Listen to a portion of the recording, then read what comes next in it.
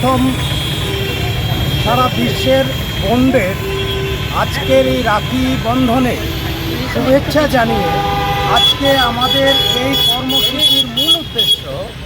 তো আমরা জানি যে পুলিশ যদি জেগে থাকে তবে আমরা ঘুমোতে পারবো না বা পারি না, সেটা আলাদা কথা, কিন্তু আজকে এই পুলিশের যেই অক্লান্ত পরিশ্রম, তারা রাত দিন অহর্নিশ জেগে যেই ডিউটি করছে তার জন্য আমরা ঘুমোচ্ছি।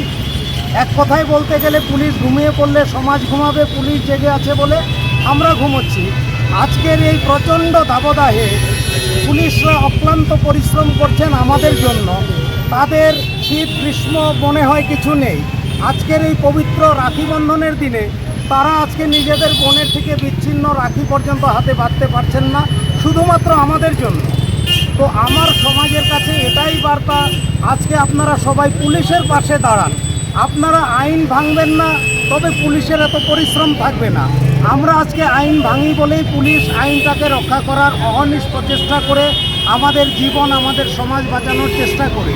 আজকে এই গরমের মধ্যে পুলিশরা যেইভাবে অক্লান্ত পরিশ্রম করছে, আর আজকে যেইভাবে প্রশাসনের তরফে আমাদের জন্য ভালো চাওয়া হচ্ছে, কিন্তু এই মুহূর্তে চিকিৎসা ব্যবস্থাটা কিছু একটা তলানিতে ঠেকেছে।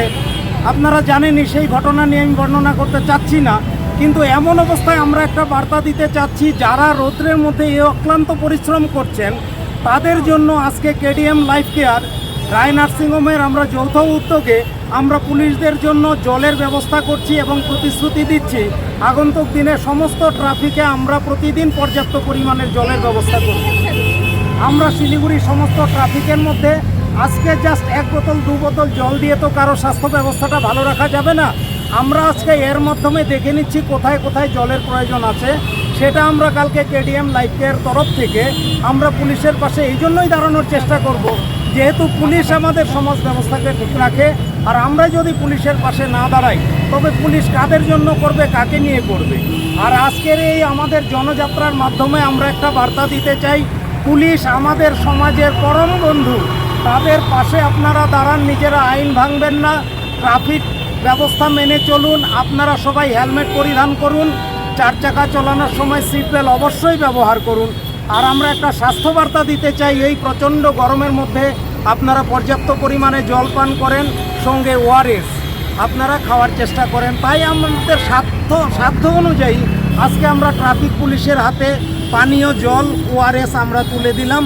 আর চিন্তা করছি বা চেষ্টা করছি আগন্তুক দিনে সমস্ত ট্রাফিকে কেডিএম লাইফ কেয়ারের তরফ থেকে আমরা পর্যাপ্ত জলের ব্যবস্থা করব।